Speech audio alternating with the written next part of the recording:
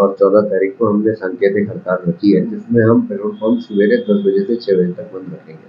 13 और 14 सितंबर को सुबह 10 बजे से शाम को 6 बजे तक पेट्रोल पंप पूरी तरह से बंद रहेंगे, पूरे प्रदेश में बंद रहेंगे, ये डिसाइड किया गया है।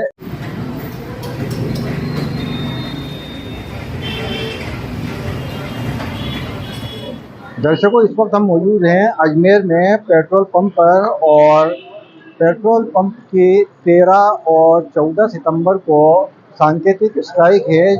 सुबह 10 बजे से शाम को 6 बजे तक स्ट्राइक रहेगी।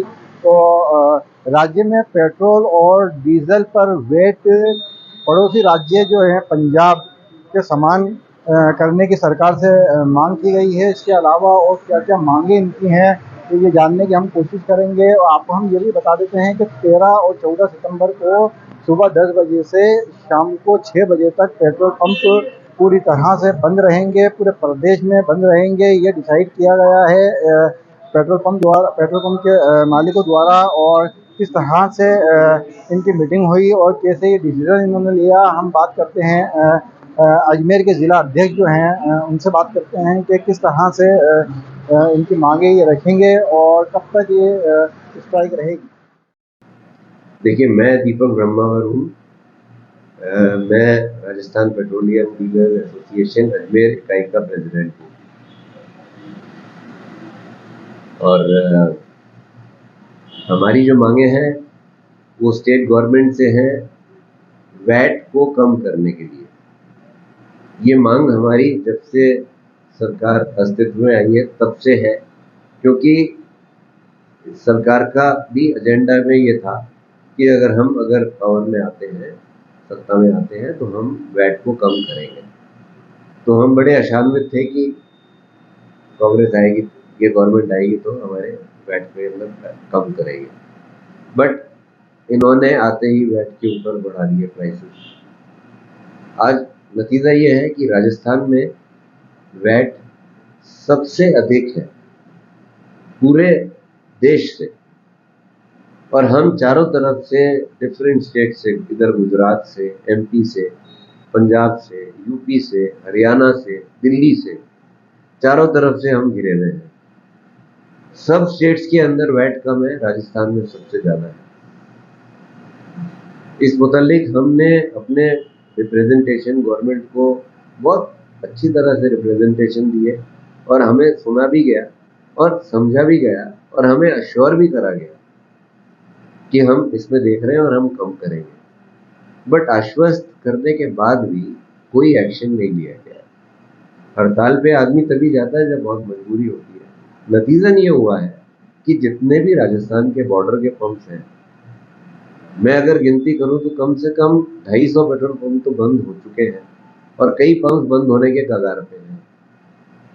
इधर तो हाल ये है, और उधर ये है कि कंपनी नए पेट्रोल पंप लगाने के लिए विज्ञापन दे रही है।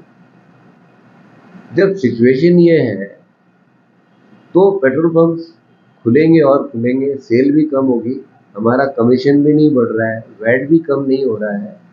तो हम लोग मतलब इस व्यवसाय के अंदर हाल ये हो गया है कि कई डीलर्स, जैसे मैंने बताया, पंप बंद हो रहे हैं और हो गए हैं। तो ये सिचुएशन है। हमारी फिर सरकार से वार्तालाप हुई और उसमें हमें फिर आश्वस्त करा गया कि साहब हम कम कर रहे हैं।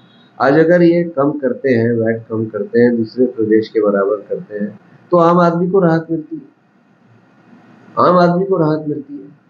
10-10, 12-12 रुपए अगर राजस्थान के अंदर पेट्रोल पे, डीजल पे कीमतें कम हो जाती हैं, तो हम गवर्नमेंट को अश्योर कर रहे हैं कि हमारे प्रदेश में डीजल की कीमत, डीजल की सेल जो है वो बढ़ जाएगी। डीजल की सेल बढ़ जाएगी तो ऑटोमेटिकली सरकार के पास में वैट का कलेक्शन बढ़ जाएगा। ये हमारी एश्योरेंस है।